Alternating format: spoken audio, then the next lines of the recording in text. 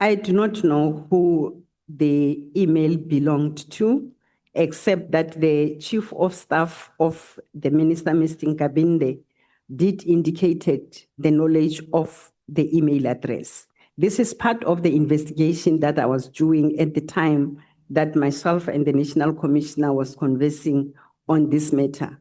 As I was struggling to get hold of him immediately, what I did was to establish how, including the WhatsApp that the Secretariat, Executive Secretariat sent, he sent it out as to whom did she send, and there was a proof that it went from her to the National Commissioner only, and she indicated that she could have contacted me, but she needed guidance as well because that was the first day of a National Commissioner being out of office. So part of the investigations that I was doing from the second until this time that now we are on the telephone conversation with the National Commissioner and having the staff in my office was to follow through how this communique went out and what could be the possible leak of the email to the media and who could have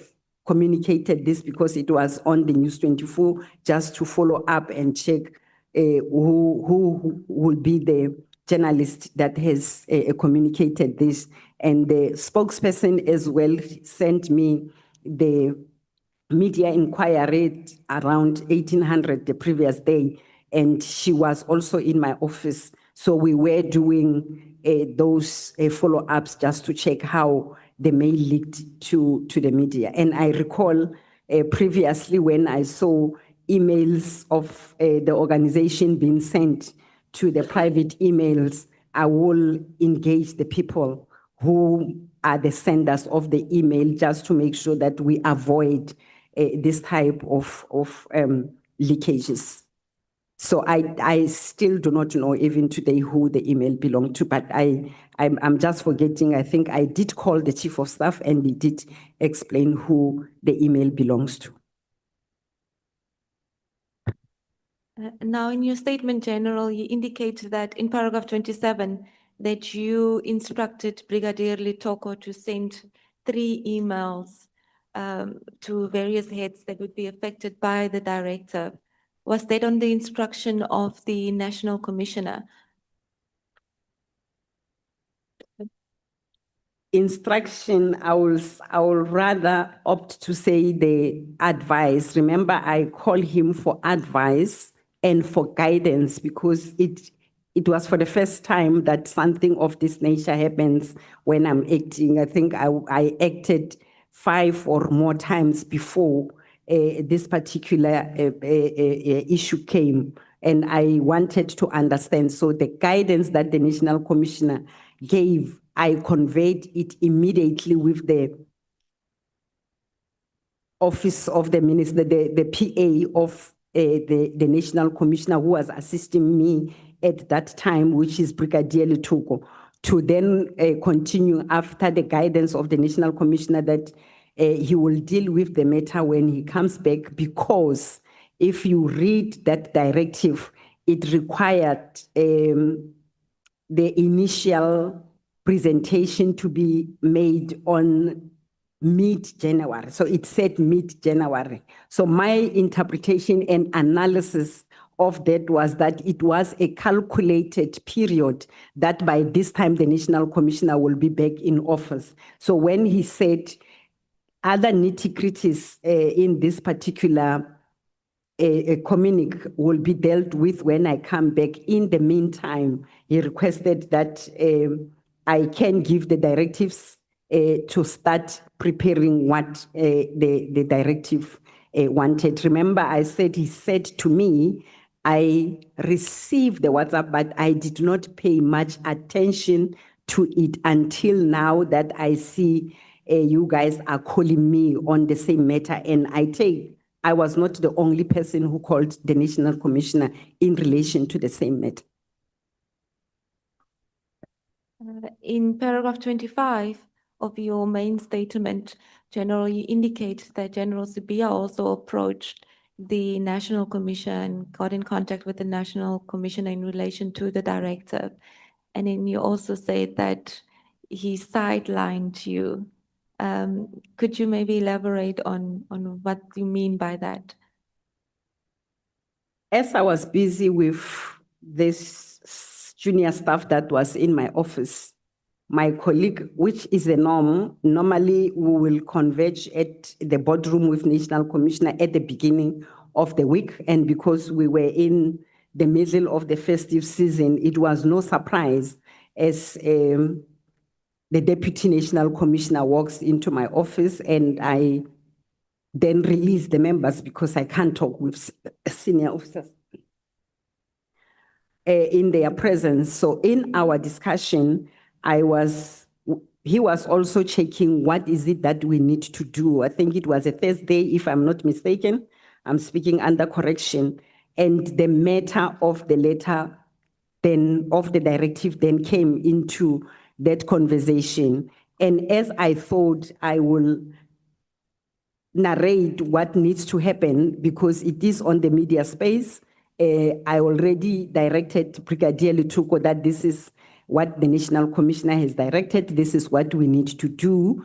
That is when he walked in. So I was about to tell him, this is how we are going to deal with the matter. But then before even saying that, I was surprised that he was raising the matter and going further to indicate that I contacted the National Commissioner. So I think the issue of sideline for me is the protocol of the police dictates that if the National Commissioner is on leave, there is a person that will resume that responsibility. And there will be a communique that will go to all email users in the police. So everybody was aware. It is the 3rd of the month, 3 days after the National Commissioner have started the leave. Obviously, we have known even days prior to him going that by this time, the National Commissioner will be out of office. This is the person that will be acting as the National Commissioner. So the expectation, particularly at that level, is that you will know that if the National Commissioner is not in the office, because he sometimes acts, and the expectation is that you will respect that office, not a person, but the office. Therefore, you need to speak to the person who is in position at the time. But then the surprise that I found myself in is when he responded to say, I already called the National Commissioner and he said, I must do this. So in my view, that was unnecessarily. And why will you call somebody that is on leave when I'm here? Unless he calls, I'm not available on the phone, he gets frustrated that the matter is getting worse. Let me rather call the accounting officer. There is nothing wrong for him to call the National Commissioner. I must say, there is nothing wrong. But I will expect that before calling the National Commissioner, established from me if I know how to deal with the matter before you even call the National Commissioner. But I want to reiterate, there's nothing wrong. If you are on leave and there is a matter that requires you, the office can contact you. But at that level, I was expecting that, Madam, do you know, are you aware of this? It's already on the media space. How are we going? Perhaps me and him could have discussed, and I wouldn't even have called the National Commissioner because we will have at least come up with the ways of dealing with the matter. But saying I've already contacted the National Commissioner, and what National Commissioner told me, it's what he was saying the National Commissioner told him. I understand. But it could also be that he has a very good working relationship with the National Commissioner and probably felt comfortable to call because of the nature of the relationship they have. It could be, and I believe it is. So in paragraph 27, General, you indicate that you then instructed Litoko to issue the email, and one of the people that you have instructed Brigadier Litoko to send the email to was General Sibia. And so we know, when we've heard evidence, that General Sibia then subsequently implemented the directive of the minister. But we now see from your statement that he was following your instructions in the implementation of the directive. Is that correct? It is correct. I even spoke to Brigadier Lituko prior to him walking in. So by the time that Brigadier Lituko left my office, she was already preparing the emails. And I'm saying 3 different emails because for me, I was cautious of the sensitivity of the email and the fact that it has already leaked. So I did not want to communicate the whole letter to everybody. I cannot perpetuate what, in my view, was a leaking of information to undesired recipients. So the 3 emails is because in the police, the national commissioner will be deputized by 3 people, which is myself in policing, which is General Sibia, and was affected by the email. I was also affected in the sense of the border policing, and there is a acting national commissioner that is responsible for support services or corporate services in the police. That is simply administration.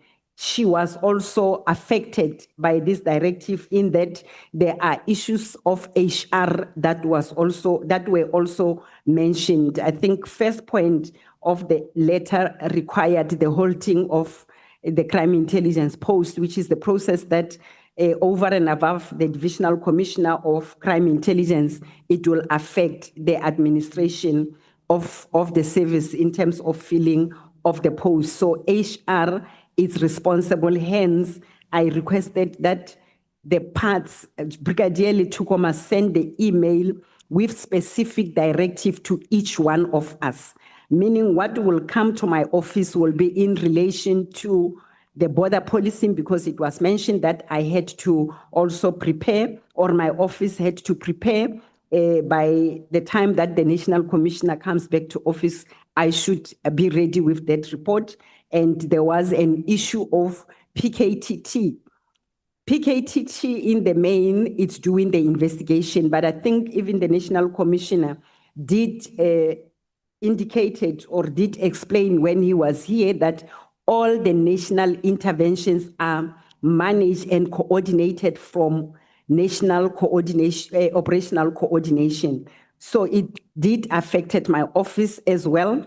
It is a multidisciplinary team that involves not only investigators, although they are most of the time carrying dockets, but there are combat teams that are involved, there are intelligence, so where you get the team that is formed with multiple competencies and operatives from different environments, the coordination thereof is done through the national coordination. So my relevance to receive that email as well, although I have received it in my capacity as the acting national commissioner, was to prepare what will then come on the report of the minister in relation to the disbandment of the national intervention teams, as well as to deal with the issues of border policing. Now we see that you have sent this email to all 3 DNC officers and not just to General Sibia. You've sent it to yourself, as you've indicated, DNC policing, and this is on page 47. And you've sent it to DNC SS. And then you've sent it to DNC crime detection, which I believe is General Sibia's post. And the email is very brief. It doesn't seem to request, it doesn't give a lot of direction. It basically on page 48 of your bundle. In the email, it simply requested that he is required to communicate the deactivation to the relevant team, and that his office is further requested to submit a closed-up report on 14 January 2025 for NATSCOM's consideration and sign off to the minister. There's no further direction given other than that which I've just read out to you. Remember, I said one of the issues is that the email has already leaked. but I did not want it to leak further because you will send it, if, as you can see on page 48, that it was sent to the staff officer or the office administration of General Sibia and himself, as well as General Sibola, who at the end of the day need to coordinate all these reports for the National Commission. So I just extrapolated the instruction as it was on the main letter to the general. Remember, I also said I was with General Sibia in the office. So the issue of the letter was no longer a secret. The letter was there, the directive was there, but on the email was just to extrapolate that information that is required. And on the 14th, when the National Commissioner comes back, we'll present to him and further directive will then be given from there. On the emails that were sent, each one of us received a different email that was specific on the area of the office's mandate and when will the report be required. In my case, it will be earlier so that the team, the divisional commissioner and her team can come and present, preparing that when the national commissioner, I will include that report in my handing over report 1, but 2, this is the requirement that I must also respond on the matters that relates to my office. And in relation to the posts, as well to the DNC responsible for support services to respond to the issues of the holding of the post and what the directive requires. So General, what I'm hearing is that you looked at the directive and you basically identified which DNC is responsible for each of the issues that were raised in the directive. And then you subsequently issued an instruction to each DNC in respect of their respective responsibilities. That is correct.